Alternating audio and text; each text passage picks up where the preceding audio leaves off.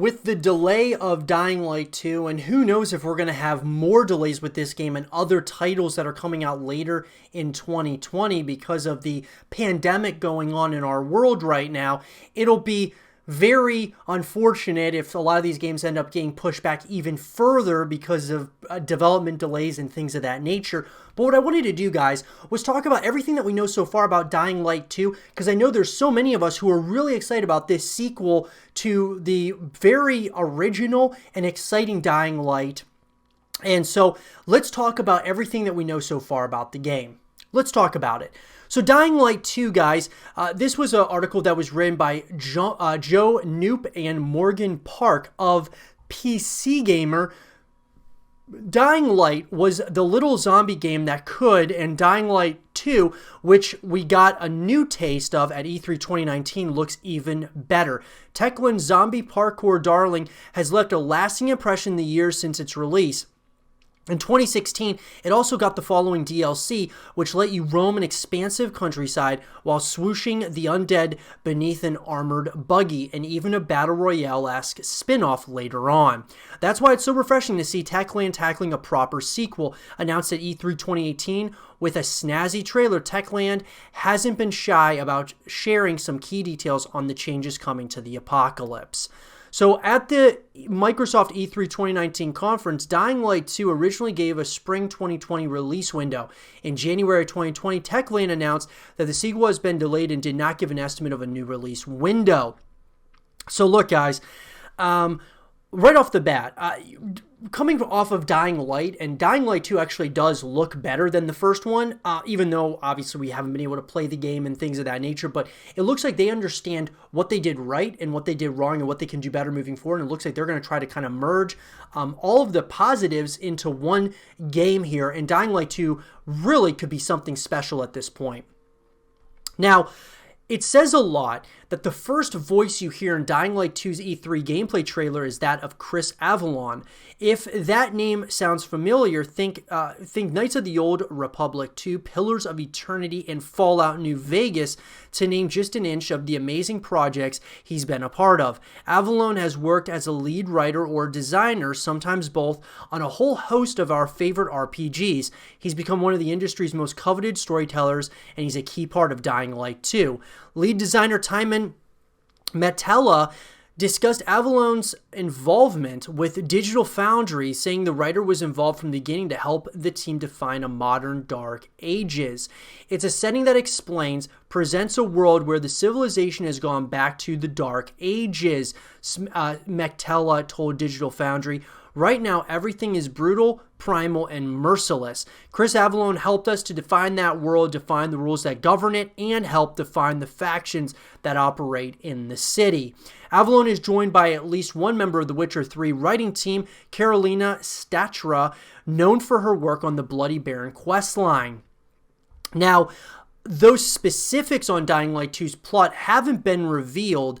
The developers have given us some broad strokes of what we can expect. Set 15 years after the first game, your mission is to retrieve an object which could change the future of humankind. A source of clean water, a way to turn the Wi-Fi back on. Your guess is as good as ours. But you're not alone in this grim locale. Far from it, actually. The city is full of multiple human factions, each of which will vie for your assistance, cooperation, or death. Now, they say that Dying Light 2's story is around 20 hours, but it has more than 100 hours of total content. It's very hard to measure in an open world game how long it actually takes to complete the game because of the things that happen between points A and points B of a quest. So basically, it's up to you how you play it, said Metella.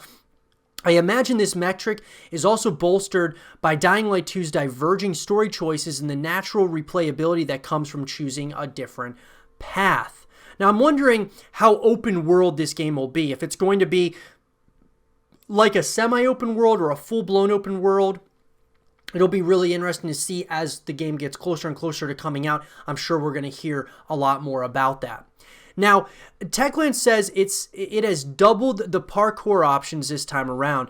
In the demo, you can see this with Aiden's wall running, but there are also more subtle moves. Aiden can seemingly vault through the tops of doorways, slide under tables, and use a loose pipe as a pole vault.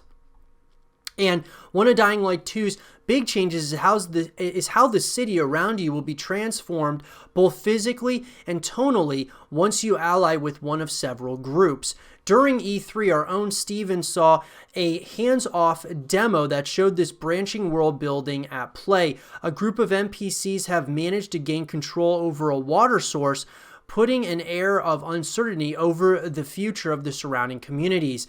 The Peacekeepers, a group of law and order obsessed folks, sent out an emissary to see what they could do to get the water for their people. But because this is a computer game, the emissary has gone missing, and it's up to you to figure things out. More practically, depending on which faction you choose, you'll see corresponding banners and colors splash a bit of life or misery into the region. The Peacekeepers will unfurl their banners over buildings, erect a bunch of outposts, and build walls. Mectella was quick to clarify that your struggles won't always be between just two factions, and it won't always be as simple as a join us or die dialogue prompt, meaning achieving or failing a mission objective might result in some unexpected power shifts. As is usually the case in post-apocalypse tales, there's always a chance that you'll just make things worse.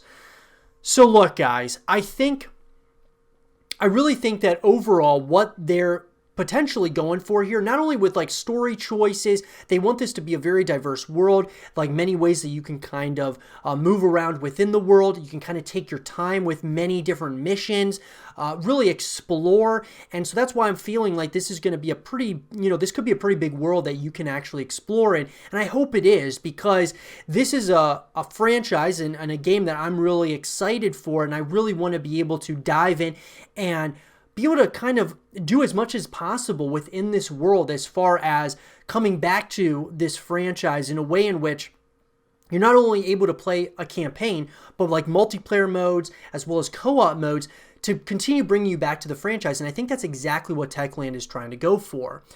Now, speaking to official Xbox Magazine, lead designer Timon Mectella explained how choice reversal isn't a simple reset button. It's not like you can go back to the moment of that decision and just change it, Mectella said. You need to do some additional stuff, like complete a couple of extra missions to fix the things that you think you wronged. But apart from those rare instances, all of the decisions are permanent. Now, Dying Light 2's map is 4 times bigger than the original. But what good is all the player-driven choice in the world if you don't have somewhere badass to hop around? Dying Light 2 switches out its predecessor's grimy favela for the aforementioned modern Dark Ages European city 4 times larger than the original map. It looks closer in style to the tighter Old Town portion of the original Dying Light than the wider slums, but with everything cranked to 11. There's a whole mess of banners marking faction territories, windmills covered in solar panels grown with years of disrepair, and some crumbling clock towers. Some soldiers, like the Peacekeepers, wear armor that looks like the Knights of the Round Table meet Mad Max. Despite the increased population in this city compared to Harran, nature has still reclaimed portions of the buildings and the streets. Dying Light 2 is definitely building off of the original strong parkour gameplay. Aside from the typical running, wall running, jumping, sliding, and climbing, Mectella has said there are twice as many parkour moves. And that is very exciting, that there's just going to be so many more ways that you can traverse this world, guys. I think that's something that's going to really be unique. And it's already unique for Dying Light. I mean, not only for the parkour elements to this, it's kind of like the first of its kind, or, it's very different. And that's what I think a lot of people are really liking about the first Dying Light and why we're so excited about Dying Light 2. Speaking of combat, the same first-person melee looks like it's still our primary way of bashing heads in. Just like the last game, it looks like you can combine weapons with certain elements to add a little flavor to your swing. We've seen tomahawk axes with what look like electrical cords plus a street sign cut in half. So it seems like there's a lot more crafting ability, guys, as well. And that's something that's going to be interesting. The biggest thing, though, for me is we haven't seen Dying Light 2's night yet, but there are dark zones. The original game's awesome day and night cycle mechanic is back, but instead of swerving around the undead on the bright streets, most of them have clustered together in dark zones, infected buildings with shoulder-to-shoulder zombies. It's enough to make the Saturday grocery shopper in me flinch. You're welcome to pilfer the place for extra special loot, but make a noisy misstep and you'll be fleeing faster than your parents' house party. Of course, you can wait until the nightmare to do all this. It's just that your undead guests will be, everywhere. And so look, guys, all in all that I really want from Dying Light 2 is a full package. And obviously we want it to be bigger and better than the first one. That's easier said than done, but I personally would like to see, multiplayer modes, obviously a full-fledged story that we can traverse the world and put in, hundreds of hours into this game, whether we're just exploring, the streets, whether we're, want to do a bunch of different types of parkour, learning different stuff. That's all ways that you can kind of connect with the franchise. Same thing with like co-op modes as well. And I think a multiplayer, like a updated and even better multiplayer experience will bring people back to this game continuously. And that's what I think we're all really excited about. It's a different type of game, guys, obviously, than really anything out there on the market. And we do know a lot of information, but there's still so much that's kind of up in the air and things that we don't know about this franchise, or I should say the continuation of this franchise in Dying Light 2. It'll be very interesting to say the least, and I can't wait to give you guys more information as it comes out. But let me know what you guys think and what do you guys want to see the most in Dying Light 2. Let me know in that comment section below. And for more Dying Light 2 content and videos, stay here with Zero TV.